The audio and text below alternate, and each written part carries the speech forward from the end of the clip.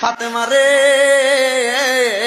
ও ফাতেমা, আমি তোমার কাছে একটা খবর জানাইতে চাই। ও আব্বাজান, আপনি কি খবর জানাইবেন? আপনার কাছে জানতে চাই। মাইয়ারা তো বাবারে বেশি ভালোবাসে, ছেলেরা আমারে বেশি ভালোবাসে। ফাতেমা চোখের পানি ছেড়ে কয়, বাবা, ও বাবা, আপনি কি বলবেন বলেন না রে আব্বা। এতদিন হয়ে গেছে, আপনি তো আমারে কোনো কথাও বলেন না। অসুস্থ অবস্থায় আপনি আপনার হুজরা মুবারকের মধ্যে শুয়ে থাকেন। আমার দয়াল নবী কয়, রে জগৎবাসী, আমি যখন অসুস্থ অবস্থায় আমার হুজরা মুবারকের মধ্যে শুয়েছিলাম, আমার আল্লাহর নবী বলেছেন, মা বাইনা বাইতি ওয়া মিম্বারি রওজাতুম মির রিয়াদিল জান্নাহ। নবীর রওজা থেকে নবীর ঘর পর্যন্ত এটা জান্নাতের একটা টুকরা। এই জান্নাতের নাম হলো রিয়াজুল জান্নাহ। আমার দয়াল নবী কয়, হে উম্মতের দলেরা, আমি নামাজ যখন পড়তো মদিনার ভিতরে মানুষেরা, আমি আমার ঘর মুবারকের মধ্যে শুয়েছিলাম। শুয়ে থাকা অবস্থায় আমি জানালার পর্দাটা সরাইয়া দেখি আমার আবু বকর ইমামতি করে রে।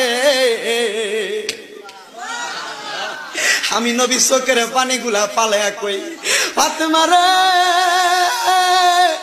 আমি নবী তো এই ইসলামটার লাগা কষ্ট করছিলাম, দেখছুনি নামাজের সময় হইয়া গেছে রে।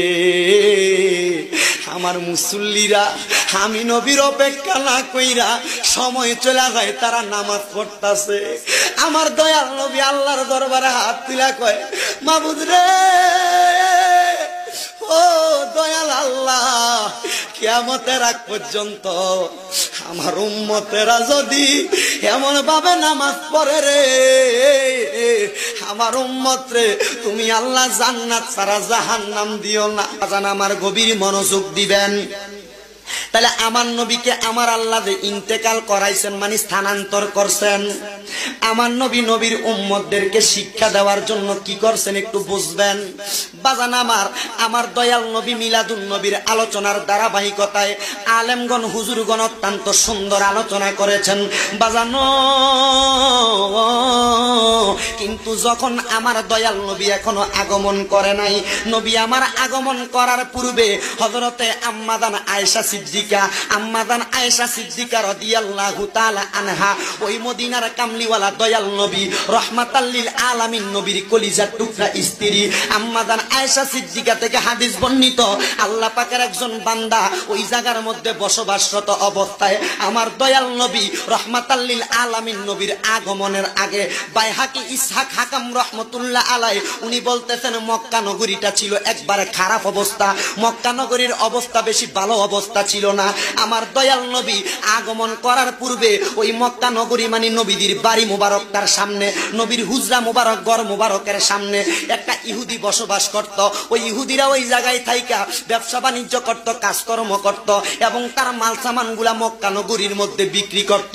ওই ইহুদির একটা কাজ ছিল, ইহুদিটা মানুষের হাত দেইকা, মানুষের চেহারা দেইকা অনেক কিছু বলতে পারতেন। ওই ইহুদিটা যখন বলতে পারতেন, ইহুদিটা একটা অভ্যাস ছিল, সে বেশি বেশি তাওরাত কিতাব তেলাওয়াত করতেন। কি কিতাব? জোরে কর না, কি কিতাব? 4টা কিতাব, তাওরাত, জাবুর, ইনজিল, কোরআন। এই কোরআন আমার নবীর উপরে আল্লাহ নাজিল করেছেন। ইহুদির অভ্যাস ছিল, ইহুদিটা তাওরাত কিতাব পড়তেন। ইহুদিটা যখন তাওরাত কিতাব পড়তেন রে, তাওরাত কিতাব পড়তে পড়তে পড়তে পড়তে পড়তে পড়তে উনি তাওরাত কিতাবের এক অংশের মধ্যে পাইলেন, তাওরাত কিতাবের মধ্যে লেখা আছে কুরাইশ বংশ নামক একটা বংশ আছে, ওই বংশের মধ্যে অনেক মানুষ বসবাস করে। কিন্তু আমার আল্লাহ পাক রব্বুল আলামিন আখিরি জামানার মধ্যে হযরতে খাজা আব্দুল্লাহর ঘরের মধ্যে, হযরতে মা আমেনার রেহমানি এই কুল মুবারকের মধ্যে আমার আল্লাহ পাক রব্বুল আলামিনের ইসলামটাকে পরিপূর্ণ করার জন্য এমন একজন নবী পাঠাইবো, যেই নবীটা হবে রাহমাতাল লিল আলামিন। সুবহানাল্লাহ। আমার মদিনার কামলিওয়ালা দয়াল নবী রাহমাতাল লিল আলামিন নবী এখনো পর্যন্ত আগমন করে নাই, আগমন করে নাই।